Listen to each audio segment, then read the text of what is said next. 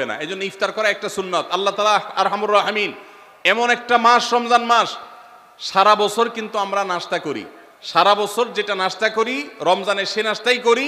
পার্থক্য হলো সারা বছর নাস্তা করি সকালে, রমজানে নাস্তা করি সন্ধ্যায়। মানুষ দীর্ঘ সময় না খেয়ে থাকার পরে যে খাবার খায় সেটাকেই ব্রেকফাস্ট বলে, সেটাকেই নাস্তা বলে। আরবিতে যে ইফতার বলা হয়, এই ইফতার শব্দের অর্থ কিন্তু নাস্তা। ইফতার শব্দের অর্থ কি? নাস্তা।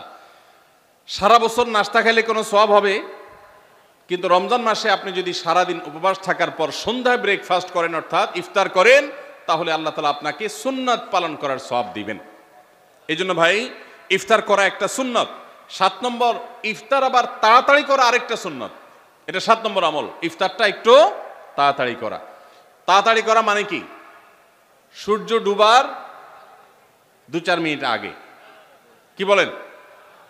তাহলে তাড়াতাড়ি কেমনে হলো? তাড়াতাড়ি মানে হলো সূর্য ডুবার সাথে সাথে করা, বিলম্ব বা দেরি না করা। নবী করিম সাল্লাল্লাহু আলাইহি ওয়াসাল্লামের ওই হাদিস আবারও আমরা স্মরণ করি। তিনি বলেছেন, লা ইয়াজালুন নাসু বিখাইরিন মা আজ্জালুল ফুতুর ওয়া আখারুস সুহুর।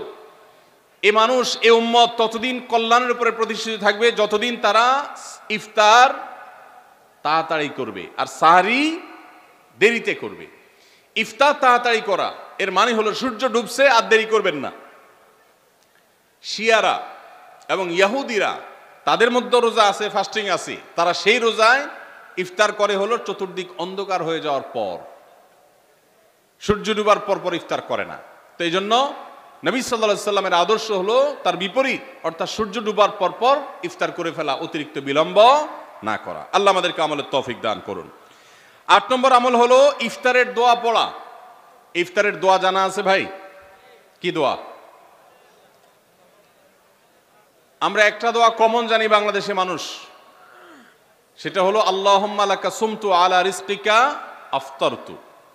এটাও হাদিসে বর্ণিত হয়েছে, কিন্তু হাদিসের সনদ নিয়ে অনেকে কোনোটা নিয়ে আলাপ তুলেছেন, প্রশ্ন তুলেছেন। আল্লাহুম্মা লাকা সুমতু মানে হলো, হে আল্লাহ, আপনার উদ্দেশ্যে রোজা রেখেছি, ওয়া আলা রিজকিকা আফতারতু, এবং আপনার দেওয়া রিজিক দিয়ে ইফতার করেছি। আর ইফতারের আরেকটা দোয়া হলো যাহাবাজ জামা ওয়াবতাল্লাতিল উরুক ওয়া সাবাতাল আজরু ইনশাআল্লাহ। এটা একটা দোয়া। যদি এগুলো দোয়ামূলক নয়, আমরা দোয়া বলছি, এটা মূলত আল্লাহর কাছ থেকে একটা প্রত্যাশা। এর অর্থ হলো যাহাবাজ জামা, আমার পিপাসা দূর হয়ে গেছে, ওয়াবতাল্লাতিল উরুক, আমার শিরা উপশিরাগুলো সব সিক্ত হয়ে গেছে, ওয়া সাবাতাল আজরু ইনশাআল্লাহ, এবং আল্লাহ চাহেন তো এই রোজার বিনিময় আমার সাব্যস্ত হয়ে গেছে আল্লাহর কাছে, এটা স্থির হয়ে গেছে। এটা হলো ইফতারের দোয়া। ইফতারের দোয়াটা কি ইফতারের আগে করব না পরে করব? ইফতারের দোয়াটা যারা ইফতারের আগে করার পক্ষে তারা হাত তোলেন। অল্প সংখ্যক মানুষ। আর বাকিরা সবাই কি পরের পক্ষে না মাঝখানের পক্ষেও আছেন লোক? সব পরের। মাশাআল্লাহ, সব সূক্ষ্ম সূক্ষ্ম মাসআলা দেখি গাবতলী মানুষ জানে, মাশাআল্লাহ, অনেক অগ্রসর দেখা যায়। আল্লাহ আমাদের সবাইকে দ্বীনের জন্য কবুল এবং মঞ্জুর করুন। মাশাআল্লাহ।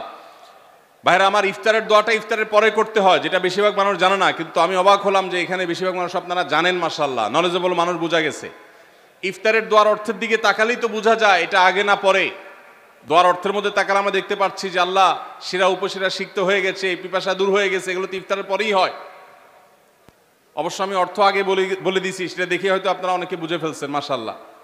তো যাই হোক, ইফতারের শুরুতে বিসমিল্লাহ বলে ইফতার করব, আর শেষে এই দোয়া পড়বো। আল্লাহ আমাদেরকে আমলের তৌফিক দান করুন। 9 নম্বর হলো সাহরি এবং ইফতারে খেজুর খাওয়া। খেজুর দিয়ে সাহরি ইফতার করা। ইফতারে আপনি অন্য যা খান না খান, খেজুর দিয়ে খাবেন। নবী সাল্লাল্লাহু আলাইহি সাল্লাম আদা পাকা আদা খেজুর দিয়ে ইফতার করতেন, যেটাকে রোতাব বলা হয়। আর যদি সেটা না পাওয়া যেত, সাধারণ যে কোনো খেজুর, সেটাও না পাওয়া গেলে একটু পানি খেয়ে তারপর তিনি ইফতার করতেন। আমরা ইফতারে খেজুর খেতে হয় সুন্নাহ, এটা আমরা জানি, কিন্তু যেটা জানি না সেটা হলো সাহরিতে খেজুর খাওয়া। ভোর রাতে সাহরিতে খেজুর খাওয়া সুন্নত। এটা আগে কে কে জানতেন? হাত তোলেন। আগে জানতেন? মাশাআল্লাহ, হাত নামান। গত বছর রমজানে সাহরিতে ভাত তরকারি যাই খাইছেন না খাইছেন, একটা হলো খেজুর খাইছেন, কারা কারা হাত তোলেন? মাশাআল্লাহ। এদিকে সব আমল করা মানুষ, মাশাআল্লাহ। তাহলে তার ওয়াজ টোয়াজের কোনো দরকার নাই। এত নলেজেবল মানুষ এত আমলদার মানুষ যদি এলাকায় থাকে তাহলে ওয়াজের দরকারটা কি? আল্লাহ আমাদের সবাইকে আমলের তৌফিক দান করুন। ভাইরা আমার, ইফতারে খেজুর খাওয়া যেমন সুন্নাত, সাহরিতেও খেজুর খাওয়া সুন্নাত, কিন্তু খেজুর খাওয়া কোনো ফরজ ওয়াজিব না। খেজুরের দাম বেশি হয়ে গেছে, আপনি কিন্তু অপারক।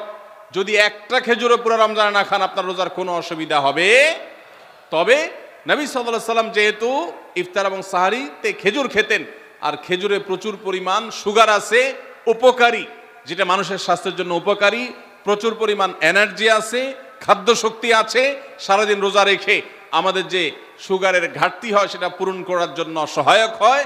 এই জন্য সাহরি এবং ইফতারে খেজুর খাওয়া এমনিতেও উপকারী। আর নবী সাল্লাল্লাহু আলাইহি সাল্লামের সুন্নাত, তিনি বলেছেন নি'মা সাহুরুল মুমিনি আত-তামার, ইমানদারের সাহারির আইটেমের মধ্যে সবচেয়ে বেস্ট উত্তম হলো খেজুর। এই জন্য অন্য যাই খান না খান একটু হলো, এক পিস হলো খেজুর খাবেন ইনশাআল্লাহ। সুন্নাত আদায় করার নিয়তে খেলে এই খেজুর সুন্নাতটা আদায় হয়ে যাবে, আল্লাহ তাআলা তা চাহেন তো।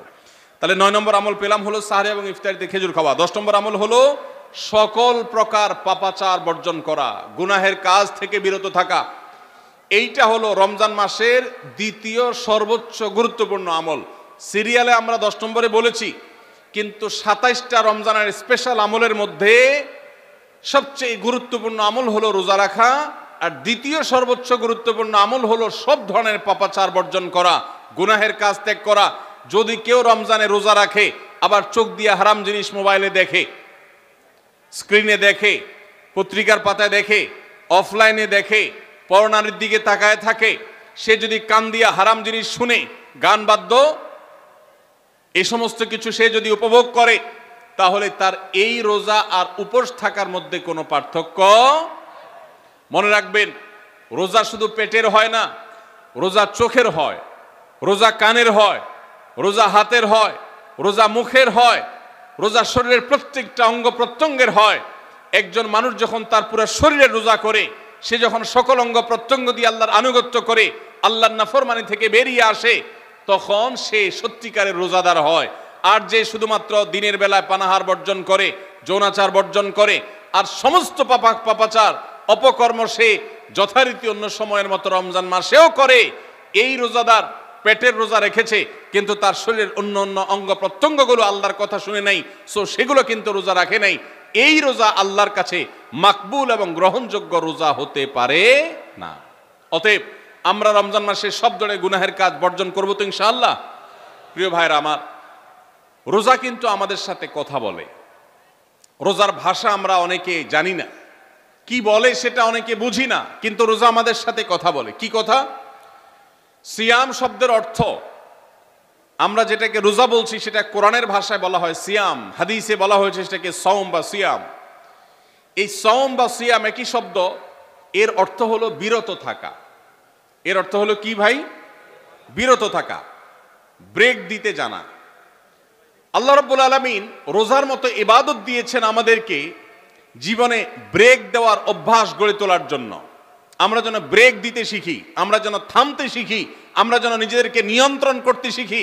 ইসলামের যে বৈশিষ্ট্য, ইসলামের যে বিউটি, ইসলামের যে সৌন্দর্য, সেটা হলো ইসলাম পৃথিবীর মানুষকে আত্মনিয়ন্ত্রণ করবার কথা বলে। আজ ভোগবাদী পৃথিবীর যেদিকে তাকাবেন, চতুর্দিকে দেখতে পাবেন শুধু ভোগের হাতছানি। দুনিয়াটা মস্ত বড়, খাও দাও আর ফুর্তি করো, শুধুমাত্র ফুর্তি ফুর্তি এবং ফুর্তি, ভোগ এবং ভোগ এবং ভোগ। গোটা পৃথিবী আপনাকে ভোগের কথা বলবে, ত্যাগের কথা বলবে না। ইসলাম আপনাকে ত্যাগের কথা বলে।